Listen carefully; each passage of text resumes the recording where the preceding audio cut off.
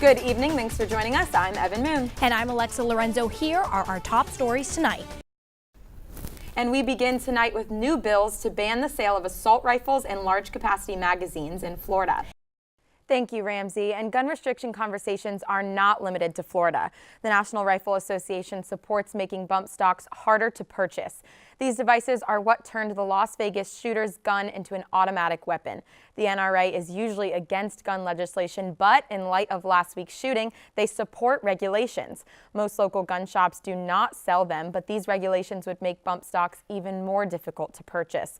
Lawful defense gun stores do not carry bump stocks, and store employee C.J. Thomas says this device is easily attached to a gun. However, debris from the storm is still a problem in Alachua County. WUFT's Amanda Grohowski spoke with waste management officials today about county-wide debris. She is in their newsroom. Amanda, what kind of progress has been made? Welcome back. $2.5 billion. That's the estimated Hurricane Irma damage to Florida agriculture. One piece of the pie, $180 million in potential losses for fruit and vegetable farmers. WUFT's Janae Muchmore spoke with a local farmer today who's trying to make up for lost time. Farmers can also qualify for federal assistance from hurricane damage. The website FEMA.gov has more information. And on Mondays, we budget a little extra time for entertainment news.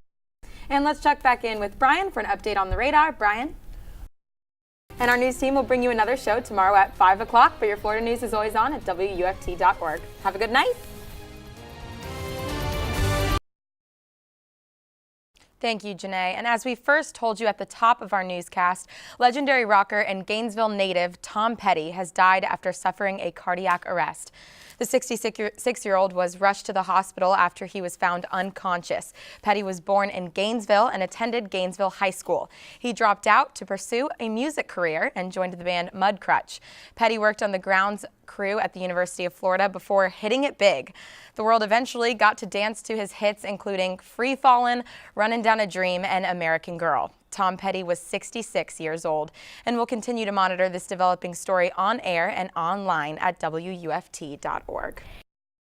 And Floridians are now able to register to vote online. Florida joins 35 other states in offering online voter registration. 77 Alachua County residents have already registered to vote online during the first 24 hours. Alachua County Supervisor of Elections Kim Barton says online registration will be more convenient. And the students and staff at UFLL are busy preparing for the upcoming Jewish holiday of Sukkot by building a sukkah. A Sukkot marks the end of the traditional harvest time and celebrates the connection Jews have with the land of Israel. A sukkah is a temporary hut meant to symbolize the shelter God provided for Israelites when they were freed from Egypt. Joining us now is WUFT's David Jones. David, you were telling us about something called eye gazing.